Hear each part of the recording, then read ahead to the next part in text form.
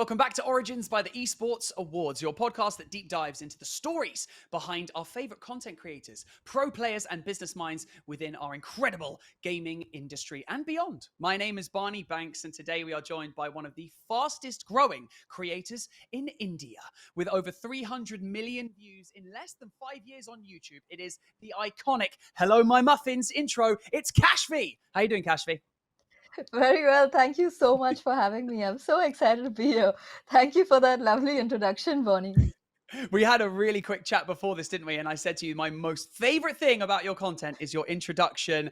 Hi, my muffins. Where did that come from? And has that been something you've said, since the very beginning? I just said it one day and on my live stream, and my audience found it so cute that it just stuck on. It's just one of those things that started weirdly, but now it's always going to be there.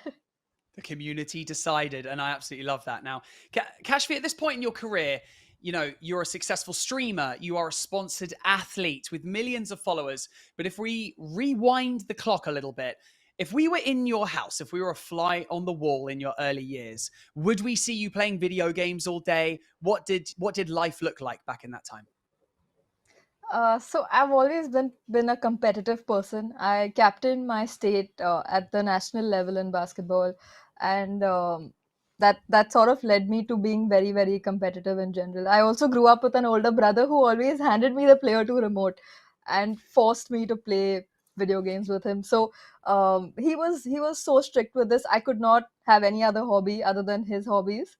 So if we used to play story mode games, and if it was one player, he would play and force me to watch him. And if I didn't remember what happened in the last until the last checkpoint, we would sort of replay that chapter until I remembered.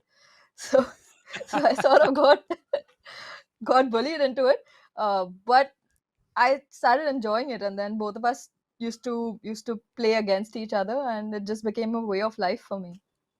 I bet you're thanking him now for all that time he made you sit in front of the He screen and is actually play. very jealous of me because when FIFA endorsed me, he said I am the real gamer in this house, but FIFA is I doing love a that. brand deal with you. I love that because I feel like anyone who had older siblings that enjoyed gaming has experienced that exact same thing. You're probably going to have a lot of people listening or watching this episode nodding their head at this point because they can definitely relate. But what was the game? There must have been a game that sparked your interest more so than the others. Like, everyone has that one game. Mine was GoldenEye on the Nintendo 64. I'm showing my age by saying that. What was yours? Uh, Back then it was probably the Pokemon series on the Game Boy, the one with the cartridges. I like Emerald, Ruby, Sapphire. I've played all of them multiple times, hours on end.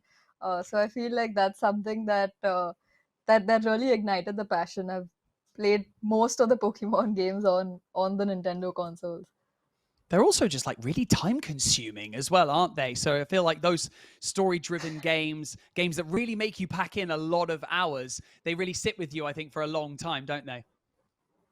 Yeah, I just bought a console and I've been replaying them again, but it sort of feels like therapeutic to me, to play such games. It's so relaxing. It is. I agree. Gaming is relaxing. Don't tell any people scream at their monitors. I don't know why. I don't know what they're doing. I feel I like mean, I'm the not one not, that's like not off late.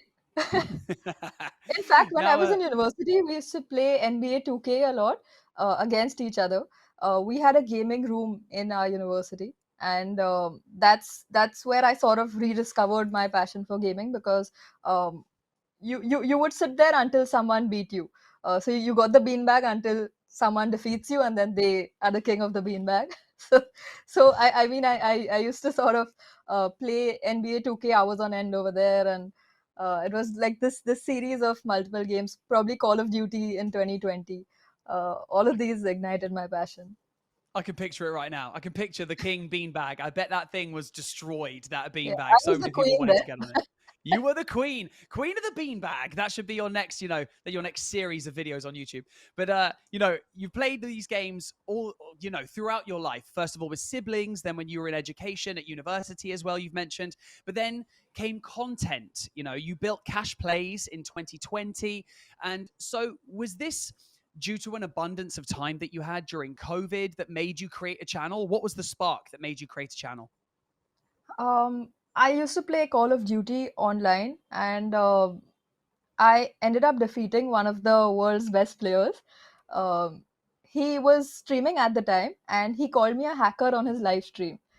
I fortunately had recorded my perspective of it, and I was itching to upload it. So my first video ever was my video where I showed my perspective, and the audience was shocked. As in, for me at the time, 100,000 views was virality because it was a fresh, brand new channel, and it made me feel like I could probably have something here, you know. So that's what kicked it off. But the fact that I was playing so much and recording, I thought, as in the fact that I was playing so much, I thought might as well record. The fact that I was recording so much, I thought might as well make a few videos, and then one thing led to another, and uh, sort of became my career. It kind of speaks for itself, doesn't it? If you have all this content here, why not upload it if you're recording it already? But your first video went to 100,000 views. That's pretty impressive. Yeah, I was pleasantly surprised. That player and I are friends now, and we sort of laugh about it. But yeah, Wow. it surprisingly did very well. So how quickly did your channel then grow? Like, did you gain momentum off the back of that first video and it kind of snowballed from there? Or because we often see when we speak to content creators, we speak to pro players, there's often waves of, interactions, waves of engagement that really like spark more followers to join. Did you feel like it kind of was this immediate tidal wave of followers, or did you see certain videos doing better than others and then you leaned into that? What was your strategy? My strategy was to just focus on my work and do this part time. As soon as I uploaded that first video, I did one or two streams, and then I got contacted by Facebook, and they wanted me to be exclusive on their platform, for which they were paying me a monthly fee, and that felt like a smart decision. So I became exclusive with Facebook and quit my YouTube channel, and sort of started live streaming on Facebook every evening after work. Uh, so uh, I only quit Facebook and came back to YouTube in 2021. So I feel like, uh, had I been on YouTube, I would have probably grown faster. Uh, then again, I feel like growth is very subjective. To me, 10,000 followers felt like a lot of followers at one point, or 10,000 subscribers felt like a lot, and then 50,000 felt like a lot, and 100,000 felt like a lot. So I feel like now a million feel like a lot. So I feel like that's very subjective. I Uh, definitely feel what you're saying, that it is a subjective, concept, because as yeah. you grow, you hit these milestones and every milestone kind of feels the same. Getting to your first 10K is just feel you get that same kind of dopamine rush as if it was the first time you hit a mill because you're already at 900K. So I feel like it is a subjective concept, but you also had this really strong academic background that you had the ability to fall back on as well if this didn't work out. Because, like you said, this streaming thing and this YouTube channel was supposed to be part time for such a long time. But, you graduated with honors with like a business management degree from University of London, and you were based in Singapore. So you have all these successful career paths as well, or options, let's call it. So did you have to wait, or did you make yourself wait until you got to a certain milestone with streaming and content creation before you then abandoned that completely? Like what was in your mind at that point? I feel like I've been asked this question a lot, but I've never answered it with complete honesty. So I'm going to try to do that today, on this podcast, so that the audience can know what actually happened. So throughout my school and my education and my time in Singapore, I was a very good student, and my sort of career trajectory and my life path was planned. My parents spent a lot of money on sending me to university, and here in India, the culture is sort of has a lot of accountability to your parents. There's uh, we are very respectful of what our parents do, and it's uh, there's a lot of pressure that comes from your parents to sort of fill certain roles. So I mean, similarly, I had my career trajectory, uh, my career path, and everything planned. And once I got done with university, where I tried to excel, I got a good job. I tried to stick on with that, and I wanted to do my MBA. So it was all very very typical student kind of, or whatever, typical MBA dream kind of life, until I started with this gaming thing. And my parents were pretty taken aback because they didn't expect that I would want to do something like that. They were very supportive while I told them it was a part time thing and I was just trying it out. But after a point, the pressure sort of started to kick in, because I was being late to work, not being a good employee, not sort of doing my work on time, not making it. Not completing all of my deadlines and everything. So it got to a point where I was almost fired, uh, which is why I had to quit my job, because I was sort of not being good at both. My YouTube channel was growing and I was finding that very promising. So I thought of taking the plunge without telling my family, and I quit my job, and I didn't tell anyone at all. And that's when things got really difficult, because what I didn't know is that the payment cycles in the industry took really long, as in uh, YouTube etc pays you instantly by the next month, but all of the brand deals and everything that you do takes quite a while. I also got scammed by my previous manager, um, who sort of took all the money I made in those 7 8 months and ran away. So I didn't know what to do, and I couldn't tell my parents, so I took out a loan and started paying the EMIs on that loan, and it was very difficult.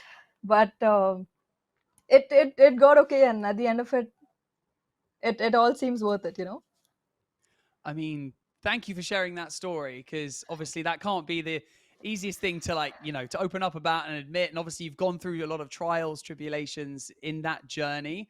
But look who came out on top. Like, your channel is incredible. It's thriving. I totally understand what you mean. I think that there's actually a question that I was planning on asking you as well today about, this grass is greener mentality that people have that are not in the content creation space or the streaming space, that maybe have a traditional 9 to 5, and they look at our lives, they look at what we do for a living in the gaming world, whether it's content creation, whether it's streaming, and it all looks so easy, and it all looks so smooth sailing, and it looks like there's so much money involved, and it's just looks, whilst it is incredible that we get to do a passion, we get to successfully do something that we love and be able to earn a living without having to do a 9 to 5 job, is brilliant.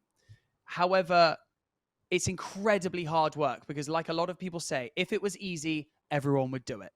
So my question is actually going back to something that you said while you were telling your story, is actually about your parents, because I feel like a lot of people get a lot of pushback from their parents. I feel like nowadays parents are slightly more understanding.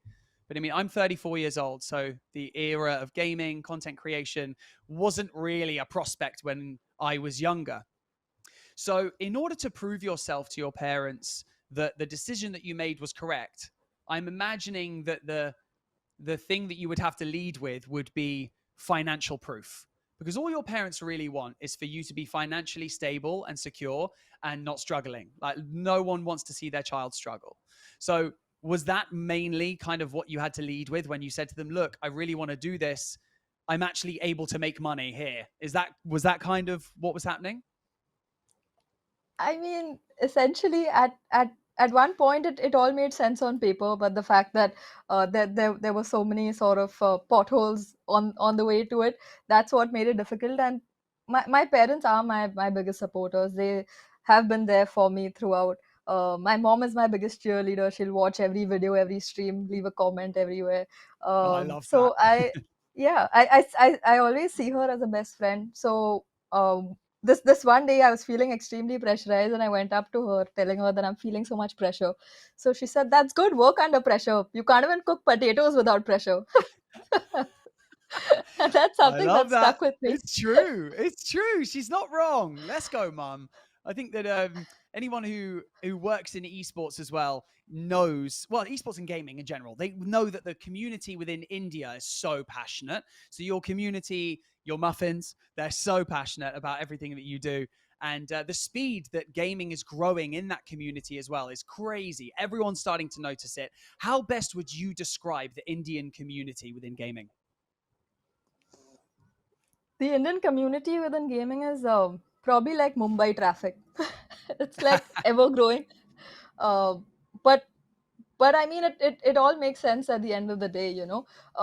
They're super loyal. They're passionate. They love you for who you are. But they, I mean, are they love to sort of critique you, etc. They love to have opinions. So I feel like it's a great thing that the Indian audience is growing at such a fast speed. I know that India is the largest mobile gaming country in the world, and I feel like there are a lot of underdogs in India, and it's so exciting to see how much talent will come out of India in the forthcoming years. So that's something that I'm really looking forward to as well. I mean, with that speed of growth within the community as well comes a lot of competition.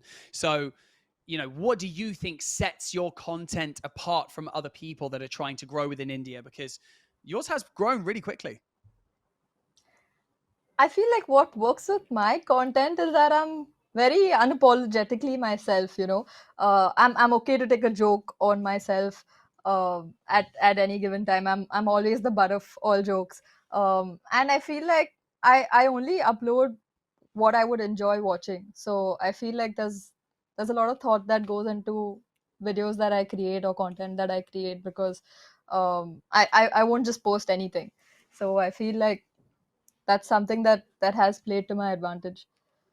I mean, I've met many minds within the content space in my years, in back in my day, in my years. God, I sound like I'm so old. What's going on? But this is from people who are very methodical about the way that they approach content and their content journey. And this is all the way to people that just decide what to shoot there and then. They just wake up one day and go, I'm going to film this and edit it later. Where do you feel like you fall in that spectrum of people? Are you very methodical and you think everything out weeks in advance, or do you kind of take a more relaxed approach? I feel like it's a double-edged sword in a certain way. I wish I would not overthink it that much, and I wish I could make content faster. But I like to sort of micromanage and ensure that every second of every video is the way I want it. So that's the end that I'm on. But the end that I would like to find that sweet spot in the middle where I can sort of be super consistent and be really regular, not care about the minute details, because it's I mean, consistency is way more important than perfection in the content space. I agree. You know what we call that, Cash? We call that quality over quantity. And so, as long as you're one or the other, I'm sure the community will always love it. And I know what you mean. Like churning out content, it can be really tiresome as well. Like you got to remember, being consistent is ideal. But if you're going to burn out and produce worse content because you're so tired or because you're struggling to keep up with it, it's actually also okay to take breaks. We see like the people at the top of their game taking breaks as well. But speaking of the collaborations that you've worked on as well, it really varies. You've done so much cool stuff. Which collaboration, sorry, sticks out in your mind as one of the most exciting or one of the most fun that you've done in the past? uh I think as in, are you asking me in terms of brand collaborations, or are you asking me in terms of Yeah, I would say brand collaborations. uh there's quite a few of them that have been really cool. I was at the YouTube Fan Fest, which was a very fun one because it was in front of an audience of 10,000 people, where I had to be on stage. So that was very fun. I work regularly with Samsung, where they do creator tournaments. So that's my time to shine. I recently won the Call of Duty championship there earlier this year. So Samsung is something that I really love. AMD have been with me since the start of my career, where they've sort of seen me grow. So everything I do with AMD, the meetups, etc., all of those are really exciting as well. That's really special, isn't it? Because it's like a company that is so large, but they've kind of been with you through everything. And I think that that makes the relationship that much more special, doesn't it? And like you said, mobile gaming is so big within your community that how great is it to have a really awesome mobile company backing you as well, like Samsung? That's wicked. We've actually mentioned the esports community a bit. We've mentioned the gaming community as well, but you know, as a whole in India, esports is growing exponentially quickly. I'm seeing more and more Indian teams making it to grand finals of mobile esports a lot of the time. Do you see yourself pushing more into that esports world and maybe attending more of those events as they grow? I really love watching esports events. I love being at LAN events. It's one of the most thrilling, exciting things ever. I bring my friends to such events because my friends that are not into gaming, to show them how cool the esports world is. I would obviously not want to be an esports athlete or a player. I feel like that's not for me because that's so many hours of grind, and that would take away from the content that I want to create. But I keep trying to do things to help the underdogs. In fact, I'm hosting my own tournament this week, which is an MLBB tournament. So I've decided to invest some of the money I make into hosting these tournaments where I sort of sponsor the whole prize pool and then do this for the sort of esports and gaming community of India. That is awesome. Do you say you would you say you play more MLBB or like I've seen you play PUBG Mobile as well? Is there a particular game like right now that you're just kind of like you can't get off? I play MLBB for about 4 to 5 hours a day. Yo, let's And go. then Is that have all streamed or do you like relax and play it as well? so I haven't been able to stream too much because of my health reasons. I was diagnosed with a tumor a couple of months ago, so I've sort of been taking it easy with streaming since the last 2 months. Uh, Okay. and it's so lovely how my audience has been very supportive throughout that. Like they want to see me often, but they understand when I'm not available and when I'm gone because of my health. And the fact that they always still show up whenever I'm live is very nice. So I have been playing a lot offline because I've not been able to sit up for too many hours on end. So I've not been Okay. streaming all of those 4 5 hours, but I want to be maybe in the coming months once I'm fine. Is that like obviously it's affecting you day to day this, but you know, the community like you've mentioned are obviously behind you and supporting you throughout this difficult time, you know, health wise. But you know, so are you taking measures like daily? I mean, because you hear all these things, I guess when something like this happens, your first port of call is to kind of go online and maybe look at other people's stories that have maybe had the same impact. I've read a lot of times, you know, with family members who have gone through something similar that, you know, nutrition was like the one thing that was missing in their life. They weren't paying attention to their nutrition and then they did. And they felt significantly better like in a short space of time. Are you, you know, taking any different measures with your life other than obviously resting, like you said? I feel like it was a big wake up call for me to ensure that I'm working out enough and that I'm keeping my health in check completely. And here on, I will. What has happened to me is I mean the doctors say that it can happen to anyone and it's got nothing to do with my posture or with gaming or anything at all. Tumors just happen and you don't. I mean, Sure. um they they don't happen because of any, as in the one I have doesn't happen because of any sort of bad habits as such. But it's definitely a wake up call to live a healthier lifestyle. I feel all gamers should, and we should ensure that we eat healthy, not don't eat too much of junk food, and ensure that we work out regularly and touch some grass. You know. Yeah, you know, I still talk to people who are like maybe my age or older about the gaming industry, and the immediate like switch that goes off in their head is okay, you know, they're eating chips and you know drinking soda and playing video games and they're static. when the look on their face, when I then tell them that, people who compete for orgs and who stream with organizations, they have like nutritionists, they have gyms in their house and all that stuff. Like, these people are athletes now. Do you see that happening in your community as well? So like the esports teams in India, are they sort of taking that step now as well and kind of impacting the rest of their life around gaming in order to make them thrive better? I feel like some of the teams I know of do that, and I mean, it only makes sense, right? If you're working out, if your reflexes are faster, you're going to be better at gaming, which is all about reflexes. So I feel like having a nutritionist, having a proper workout plan, etc., only helps, and it can also probably expand that shelf life or that lifespan that gamers or esports players have. So I mean, I can only see pros. Exactly. I couldn't agree more. Healthy body, healthy mind, people. Now, we've spoken about your fans quite a bit, haven't we, throughout this podcast? Rightly so, because without them, you wouldn't be where you are today, of course. But your fan base, like we've mentioned, the Muffins, are, they come to all of I imagine a lot of them come to like events that you go to and, meetups, meet and greets.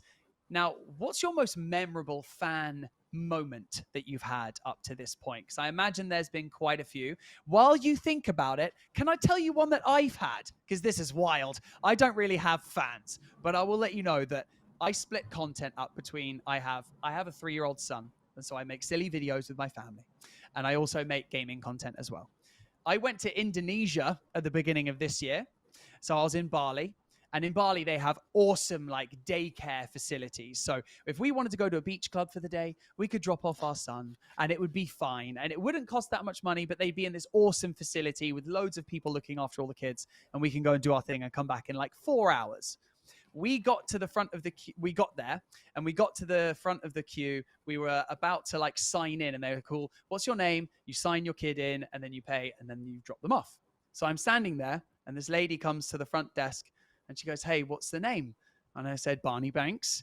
And she just looked up at me and she went, "Are you Mr. Banks on Instagram?" And I was like, "You are halfway around the world to me. I took a 20-hour flight to get here and you know who I am? That's wild." That's my best fan experience I've ever had. What about yours, more importantly? I feel like of late I've been having fan experiences every time. I like to call them supporters more than fans. I feel like fans is a, I don't know, weird thing for me to say. But I feel like I have them almost every time I leave my house of late. I feel like a really emotional moment was at the last tournament that I attended, the last LAN event, where there was a girl who was crying because she met me, and she was like, while she was crying, she said, "Can I give you a hug? And I've traveled so far just to see you." Meetups in general are very emotional moments. I had a meetup last year in a city called Hyderabad in India, and it got so full that they had to shut it off after a point, and it was in an electronics store where it was so crowded that some of the electronic items over there were broken, and the meetup had to get called off halfway because the store was getting too tensed about too many items being broken because there was just a mob of people there. So I feel like it's always really fun to meet the people.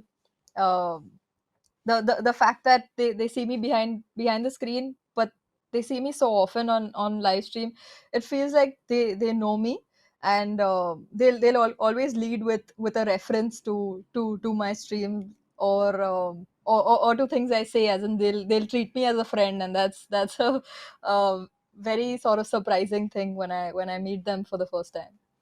Kaash, I think it's rare that I've ever interviewed or spoken with a content creator that has literally caused a stampede in an electronics store. That's pretty You have, cool, I I've got mean, to say. Scout causes stampedes every time he leaves the house. Yeah, I can imagine. That must get difficult. Like, I know that it's lovely to meet supporters when you leave the house and stuff like that. Do you have times where, you just feel like you can't leave the house because sometimes you just don't want to interact with people? And I know sometimes to some people that might sound selfish, but ultimately you are a human. You have days where you want to just chill and kind of be by yourself and not be bothered or not be approached, let's say, by supporters. And I think that, there must be days when it's harder than others, right? No, I love it. I love being popular. No, Because Barney, no. every restaurant I go to, the staff always sort of greets me, welcomes me. There's perks that come with it.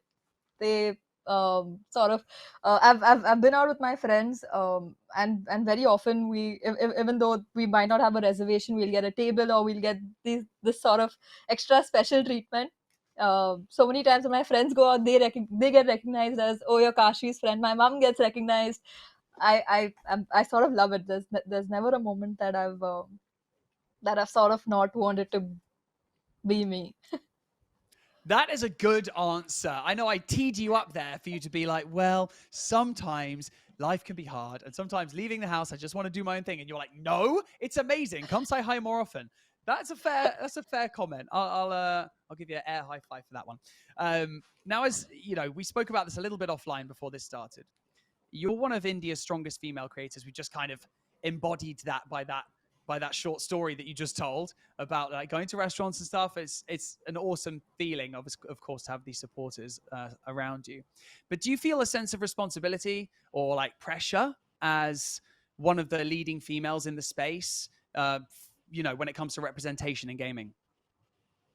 I feel like the pressure's definitely on. I didn't plan on being one of the top uh, female streamers, gamers. But it just sort of happened, and I feel like the audience has been so supportive of everything, that makes me feel like this sort of responsibility to ensure that I give back to the community as much as possible. So I'm always trying to find the right ways to help females in gaming, or to help underdogs. So a lot of everything I do is sort of based off of giving back to the community.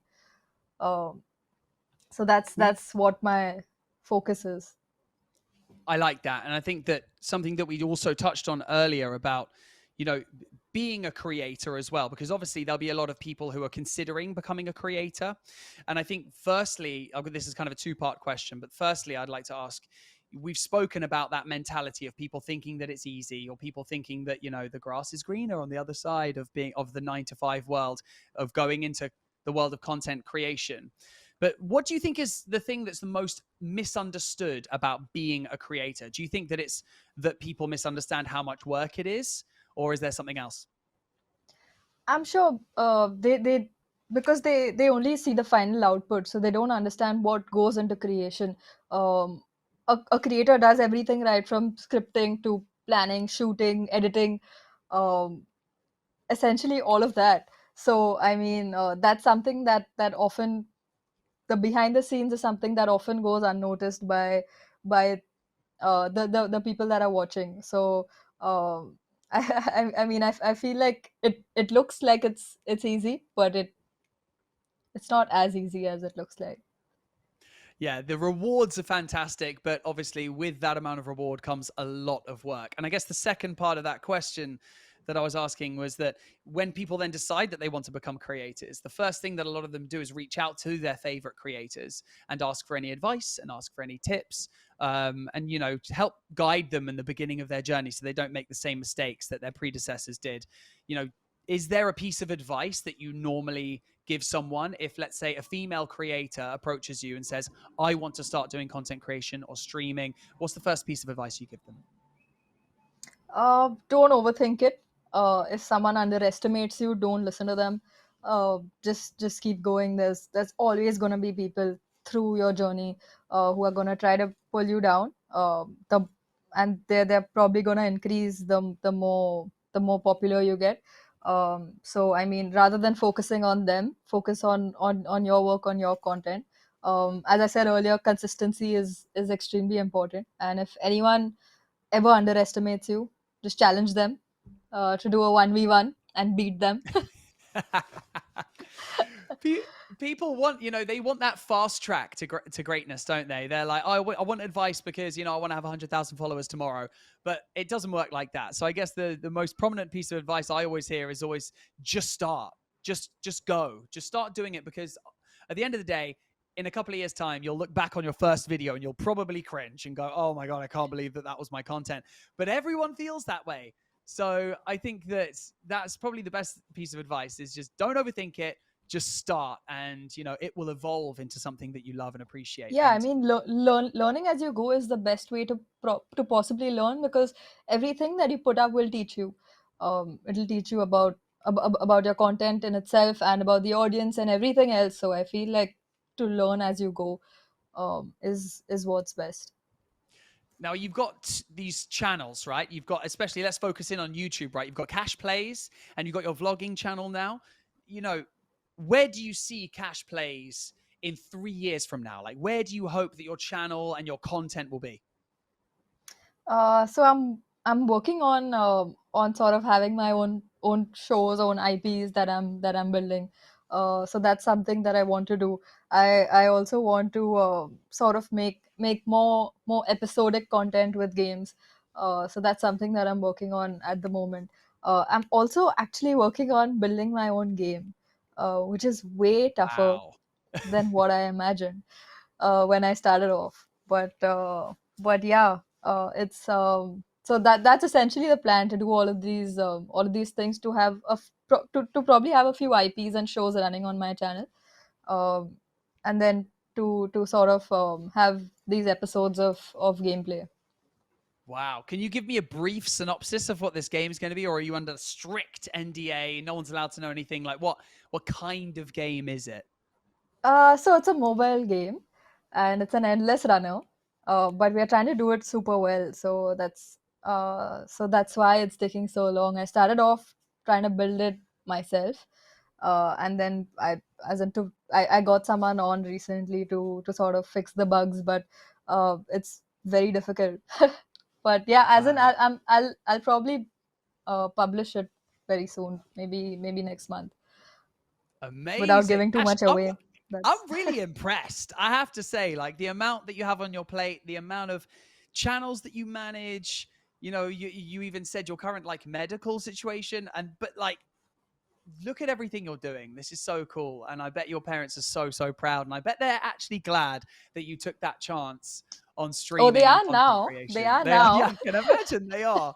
I bet back then they probably think back to it and they probably go, why were we upset? Or why did we question her decisions? Look at what I she's mean, built. it is strange for your daughter to be playing games for 12 hours a day, um, looking at a screen rather than doing other normal conventional things. So I get where they're It's coming true. from, but It yeah, but is we true. made Yeah, it. I get it.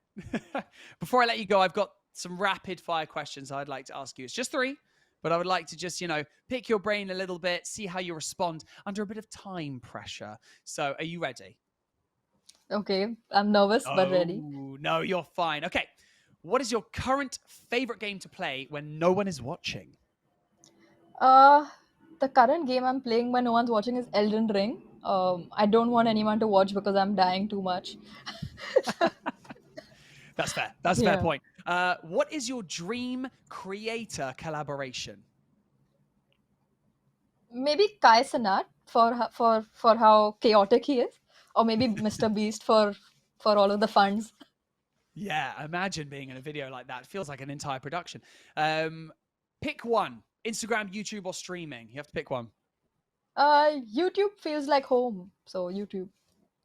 And there you have it. Kaash, what an amazing conversation it's been. You've opened my eyes to so much that I didn't know about you. And you've opened up, and I thank you for that, about a lot of hardships that you've gone through, whether they be in the past or present. But it's been a really, really fun conversation. And I know that you're halfway across the world from me. But A, I feel like I know you now. But also B, I look forward to when we actually get to meet each other in person and I can shake your hand and say, well, thanks for the conversation. So Kaashvi, thank you so much. Yeah, thank you so much for having me. I'm so glad to be here. I feel like this is something I'll probably show my children in the future, saying, "Look at how cool your mom is." Yeah, but Thanks so super much. excited to see you someday. Yes, you too. And yeah, thanks so much for being on Origins. Thank you.